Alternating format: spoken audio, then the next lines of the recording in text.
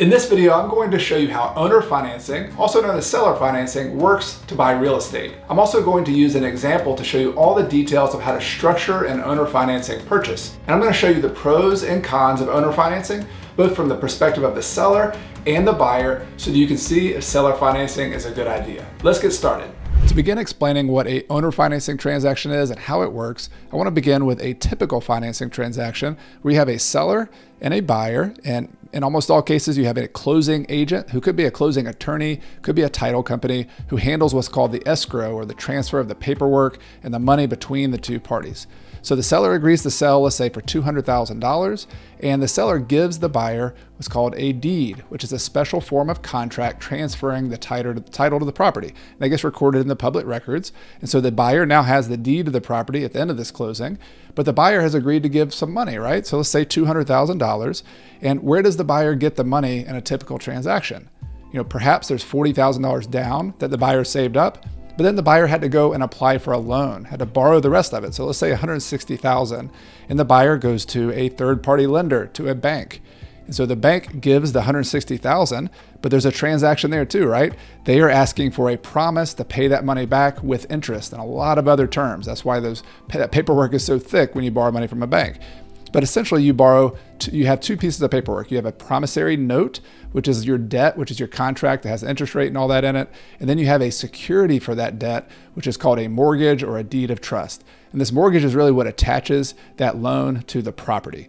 So those go together, and the mortgage is recorded in the public records.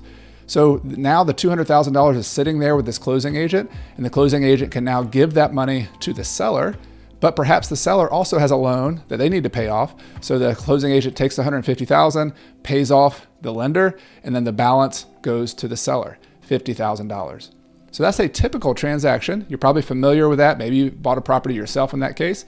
Now let's go and look at what's different about a owner financing transaction. In some ways, an owner financing transaction is going to be very similar to a typical financing transaction. You still have a seller, you still have a buyer, and they agree, let's say, to a $200,000 purchase price. You'd still go to a closing, and you'd have like the closing attorney or a title company who would handle transferring the deed from the seller to the buyer. So that's all similar so far. But the main difference here is there's no third-party lender who's going to loan the money to the buyer. Instead, let's say the buyer had the exact same down payment of $40,000. The buyer and the seller might negotiate for the $40,000 to go directly to the seller. So the seller would get that $40,000 minus whatever cost they had at closing. But then they still owed $160,000. The buyer still owes $160,000 to the seller.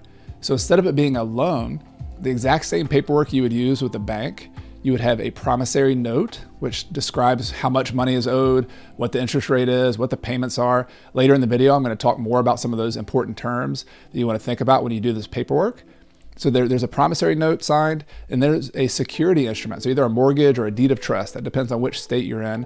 But the mortgage or the deed of trust secures that debt, attaches it to the property, so that if the buyer stops making payments to the seller could go hire an attorney and foreclose, or whatever the process is in that state, to take the property back, keep the $40,000 and take the property. So that is the essence of a seller financing, owner financing transaction. No lender involved. And then the $160,000 is still owed. But I'm making an assumption here, just to kind of note another difference between the typical financing transaction. I'm assuming there's no debt on the seller's property. I'm assuming they own it free and clear of any debt. And you might be surprised how many people actually own their properties free and clear. I don't have the exact number. I've heard numbers like 1/3 of the owners out there in the world. But I'm going to show you later on in the video who typical seller financing sellers might be, and you'd be surprised there's a lot of them out there. It's not going to be everybody. Most sellers, especially people who have a mortgage on their property, might not be a good candidate.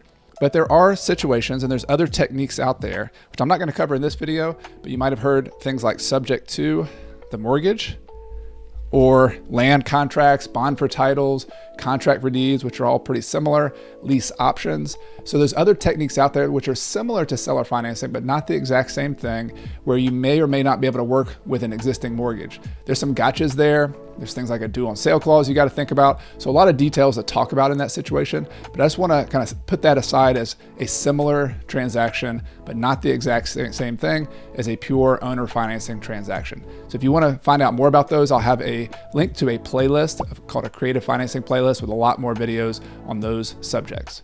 But for now, just remember, this is how an owner financing transaction works. And I want to talk about the perspective of both the buyer and the seller. Is this a good deal? Should a seller or should a buyer do owner financing? And I'm going to talk about the pros and cons from each person's perspective. If you're truly going to understand and be able to use a tool like seller financing, you got to think about it from both the buyer's perspective and the seller's perspective. And I'm explaining this video a lot as an investor, as someone who's buying properties and trying to buy properties with seller financing.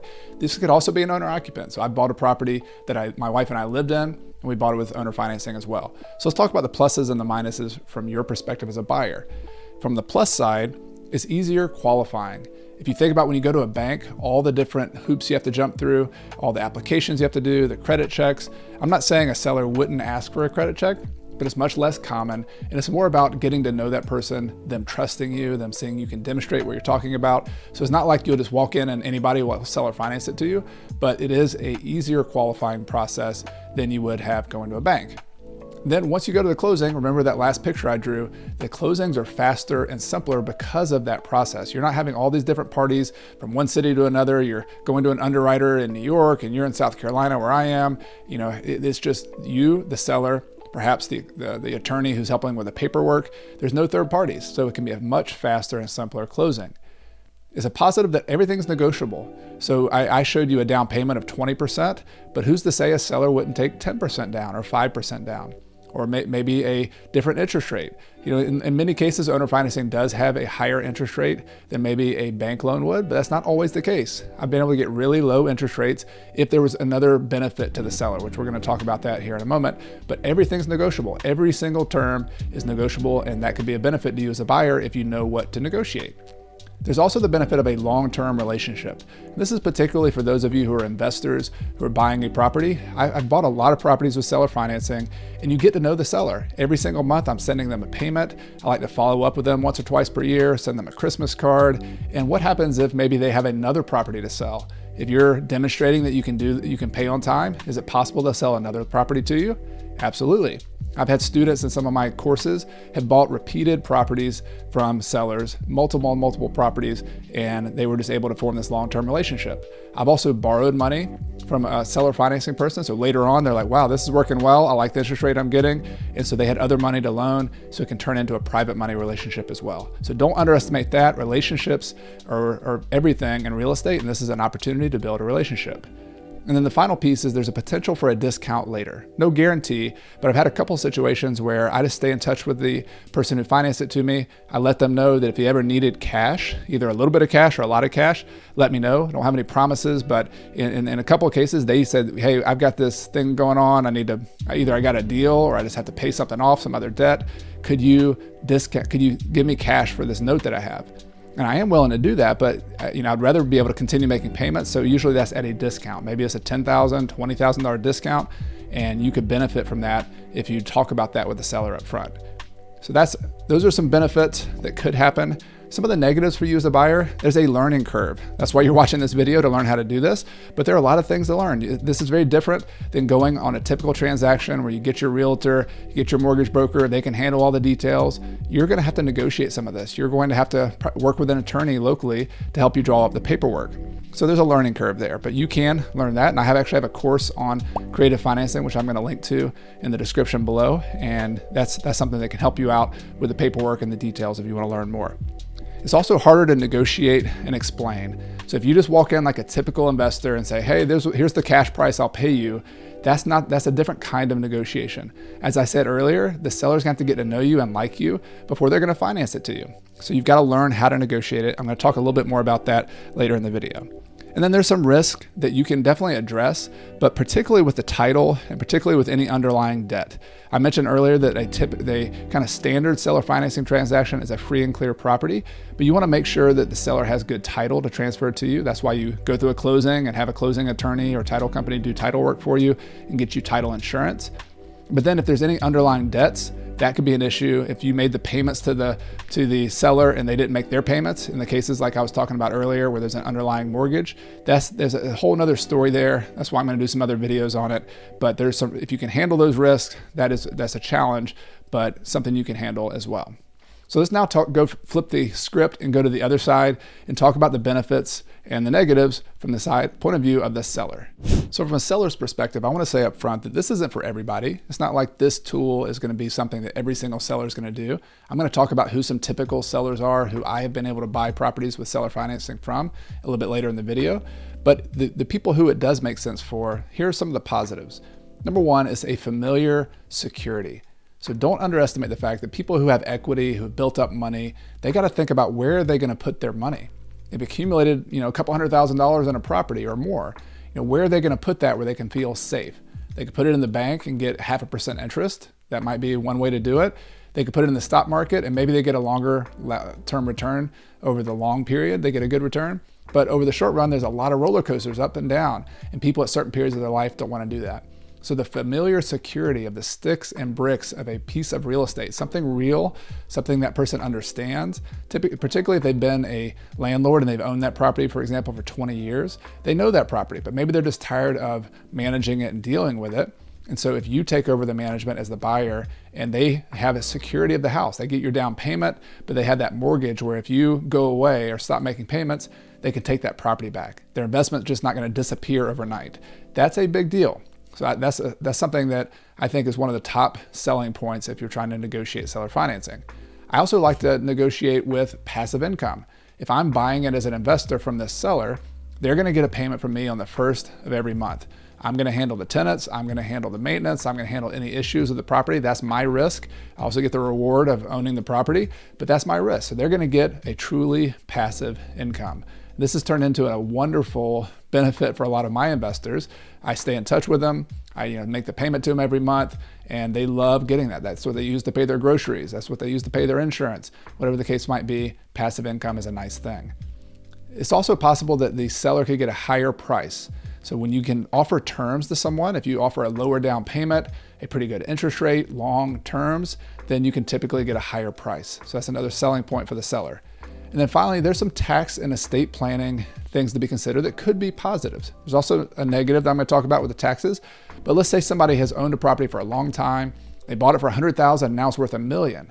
They have a $900,000 gain on that property. And if they were to sell it to you for $1 million, they'd have to pay taxes on that gain today.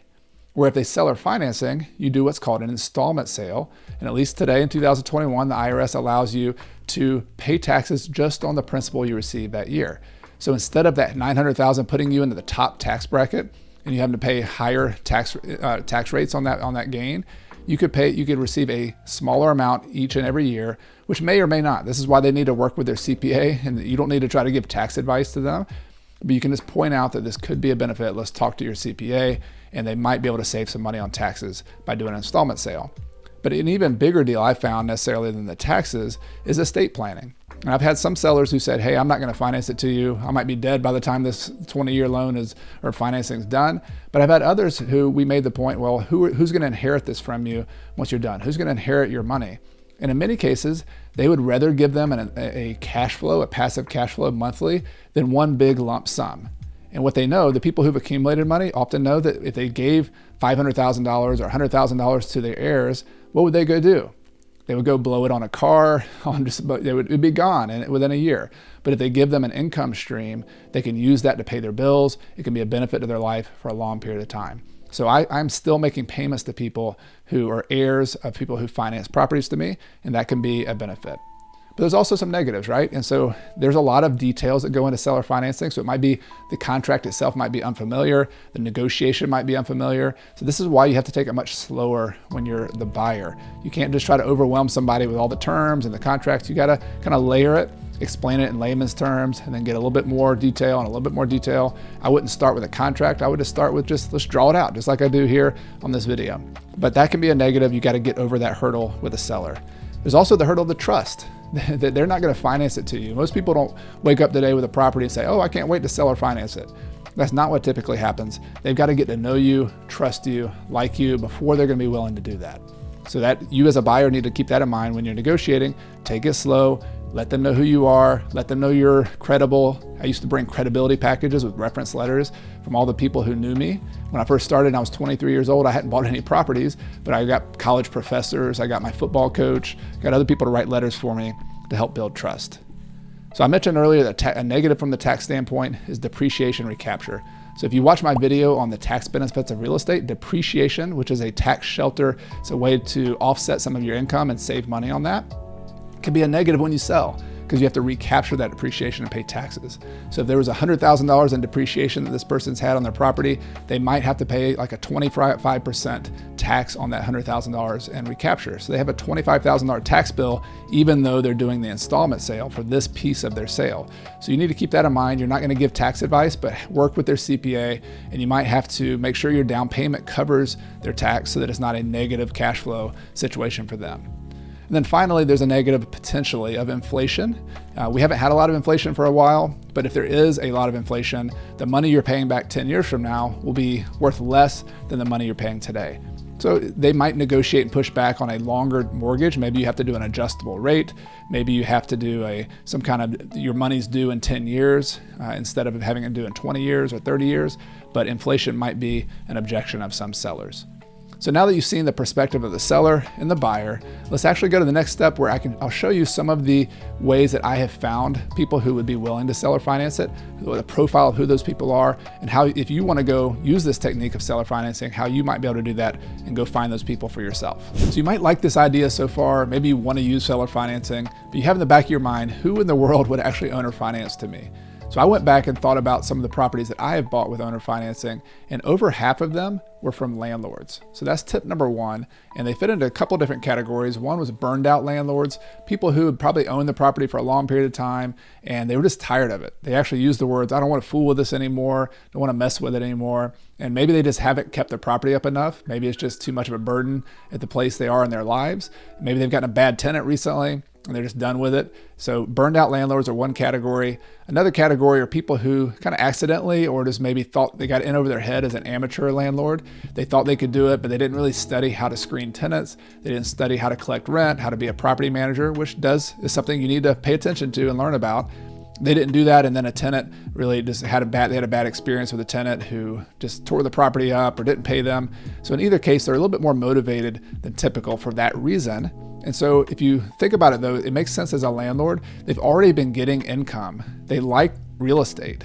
So you're not having to sell them on that. They like the income. They like the security of real estate. The thing they don't like is the management of the tenant. So if you can take away the management and that issue from them and say, I will handle that by you financing it to me, and you'll just get that passive income. You'll get the income you like every single month, and I'll take care of the rest. That's essentially the value proposition you're giving to a landlord in that case. And that's why most of the seller financing came from landlords. There's also some tax benefits that I talked about earlier that may or may not be their kind of big button. I found the security and the income being the bigger ones in my case. I've also bought some properties with owner financing from heirs, and the reason this might be the case is because they often don't have debt on the property. They inherited it from somebody, but I would say the heirs that I did get owner financing from were a small number of heirs, so like one or maybe two heirs, not 5 or 6. If you got a lot of heirs, it's very difficult for them to get together on the same page. And think about 5 heirs having to divide up $1,000 payment. It's not as exciting as one heir getting $1,000 payment and making that decision. So a small number of heirs, and then the common theme there for us as well was that the house needed work. That they either didn't want to come up with the money, they didn't have the $30,000 or $20,000 to fix the property up. Maybe they're long distance. And so it's harder to build trust with somebody long distance. They have to get to know you. But if you can give a value proposition where they can get income from the property, get a reasonable price that they're happy with, and you'll do the work, that could be a good situation for them. So these are a couple situations you might want to look out for. Now I want to talk about how you might be able to find them, just from a very practical standpoint, kind of marketing. Where can you actually reach out and find people like this? Now, finding anything good, including owner financing, is kind of like a treasure hunt. You're gonna have to get out there and work, but I wanna give you a few ideas on where you can start to find owner financing. And in some of these cases, I have some additional videos that you can watch to go in even more depth. The first suggestion I'm gonna make is to look for absentee owners. Now, what does that mean? That means a property where someone owns a property in a certain location, but their mailing address is somewhere else. Now, how do you find that? Typically on the tax records. Most counties and most states allow you to go look up on the public records and find out where the owner's mailing address is, where the taxes are sent. And so if they're not the same, if the person lives in another state, another county, another house, and then the property you're looking at, then that might be an owner who doesn't live there who would be willing to owner finance. No guarantee. This is a numbers game. And you can do that at scale by actually using software and apps out there. And I have a video that I'm gonna put in the description below that a friend of mine, Seth Williams, made for me about how to build a mailing list, including absentee owners. So you could send out hundreds of letters and maybe get a few calls from people who are interested in selling to you. You could also look at the eviction records. This is something I used to do a lot of, and just follow the eviction records. It's usually public records in your area. You have to search your local municipal court or your local circuit court to figure out where those are. But in my case, they're online. And you just every week look at who is evicting tenants that week and send a letter to the landlord. Especially if they're not a property manager, if they're just an individual doing it, I'll send them a letter, let them know I want to buy their house, and then you might get some calls from people who are motivated to get rid of the property now that they've had to evict somebody. Also look for vacant houses. Look for do what's called driving for dollars. I have another video in the description below of how I drive for dollars. It's a great technique. It's the number one thing I would do in any town. If you just drop me there, the first thing I would do is go out walking, jogging, or driving in a neighborhood to get to know the neighborhood and just to understand it, but also to look for vacant houses, fixer-upper houses, and also for rent signs. If I were driving around the neighborhood or looking on ads online, I would call every single landlord who has a property for rent. I would talk to them about the property, let them know I'm also an investor in the area, but ask them if they would like to sell it instead of renting it. And in some cases they would. So you just start a conversation. And then networking. Not networkings, networking, just getting to know people, going to your local investor club and talking to people locally. If you're in a small town, join the local civic clubs, join the Chamber of Commerce, get to know people, network, talk to other people, and a lot of deals happen just because people know you're out there buying properties. So all of these are different ways to find deals. The last thing I want to transition to in terms of how to do owner financing, how to put a deal together, are some of the key terms you want to pay attention to. And we're going to talk about down payments, interest rates, and things like that, just so you're familiar if you do find a deal and understand how to negotiate it. This is going to be an abbreviated overview of the key paperwork and terms. If you want more details, I actually have a course on creative financing where I go into all the paperwork and a lot of the terms. You'll see a link to that in the video description below. But I do want to give you some of the basics that you're going to need to negotiate. And I'll say up front that you're going to use a purchase and sale agreement, and every state has different forms of purchase and sale agreements. So you're gonna, to find out your local customs, your local real estate agents, people, use whatever your typical contract is and work with your local attorney to help you do that. But then what typically happens is for this kind of creative deal, use an addendum. So you'll have the typical contract with all the other terms, but then you'll have an addendum that describes a lot of the things about the owner financing, about how it works. These include how much the down payment's gonna be. In my example earlier, I used a 20% down payment, but that could be a 10% down payment, could be 5%, could be 50%. It's all negotiable between the seller and the buyer. I've also had some cases where I was able to get a smaller down payment by agreeing to do the repairs on the property that are needed. Remember those examples of why some people might sell it? Let's say the property needed $30,000 in repairs and the seller wanted to make sure I had skin in the game, understandably. Maybe I would agree and put that money in escrow, meaning I would hold it with the attorney or some third party, and then once the work was done, they would release that money from the escrow so that the seller knew it was done and I demonstrated that I was done, and we had a third party verifying that. So they might let me put less down. Maybe I put $5,000 down, and then I also do an additional $30,000 in repairs that improves the property and makes it more valuable. So that all has to do with a negotiation. But often as a buyer, you want to get a property for less money down. So that's part of what you're trying to do. You also have to negotiate the interest rate and the payment. It's not like a bank where you walk in and they say, here's what the interest rate is today based on the Federal Reserve and our prime rate and that sort of thing. You can negotiate it. And so sometimes you can negotiate a rate that's lower than what you would get otherwise. So if you were to go get a private loan as an investor, maybe you'd have to pay 8% to 10% to like hard money lenders, things like that. But maybe from a seller, you could offer 4% to 6%. That would be a typical scenario when I'm buying a property. And then think about it from the seller's perspective. If they were to go put that money in the bank here in 2021, they get a 1% return. If they were to try to go to get an annuity or any kind of other income producing asset, it's going to be hard to get that kind of return. So that could be a reasonable proposition for both parties. But the interest rate's negotiable. I've gotten even less than that sometimes, and I've paid a little bit more for if I'm getting a really good price and I'm flipping the property and not as worried about the long-term rate. But if you're buying a long-term property and you're negotiating a rental, the interest rate and the payment are two of your most important criteria that you really want to work hard on. The payment is something that often goes with the interest rate depending on what kind of amortization you're doing on the loan, but you can negotiate payments based on longer amortizations, shorter amortizations, maybe even interest only in some case. And also don't forget to use the tool of saying, what if I delayed my payment? Particularly in that case where we had a lot of repairs that would need to be done. I had cases where we had to do repairs for 3 months, and I was able to negotiate a 3-month freeze on interest and no payment for 3 months. So that could be something you can negotiate as well. Think about the date due. So this is the maturity of the owner financing. If you do a 30-year loan or a 30-year owner financing, the maturity is in 30 years. But you're often going to get pushback. If you negotiate with a 30-year to start, they might say, well, I don't want to do 30 years. How about 10 years?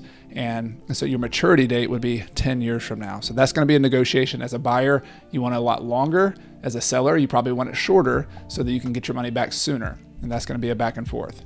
And then a due on sale clause. This is a much bigger conversation. I briefly talked about some of the issues where if you try to buy a property and there was an existing loan in place, one of the issues we talked about briefly was a due on sale clause. Most mortgages, bank mortgages, had that in there. But as a seller, you're probably going to want to include that as well to maintain control of the property as much as possible so that they can't sell it, or you could call the loan due if they do sell it.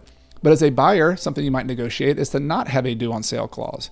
And you might tell them why. You might tell them that, hey, I'm going to be buying it from you at 4%. And then one of these days I might sell it to my tenant and get a down payment from them. And I'll be in second position and I'll sell it to them at 6%. And so I want to be able to do that, and you'll still be getting payments from me. I'll have my money behind you, and I'll have to make sure the payments are made.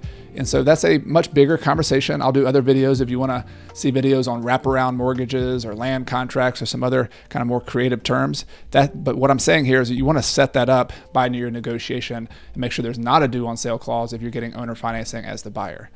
And then finally, think about a first right of refusal. If you're buying this property and this seller is financing it, they now have an asset. Let's say it's a $100,000 note that you owe to them.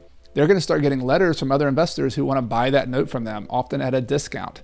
And so if you get a first right of refusal as the buyer, that gives you the first chance. If they ever decide to sell it, it gives you the first chance to buy it instead of the third party. So that's a nice clause to include in there.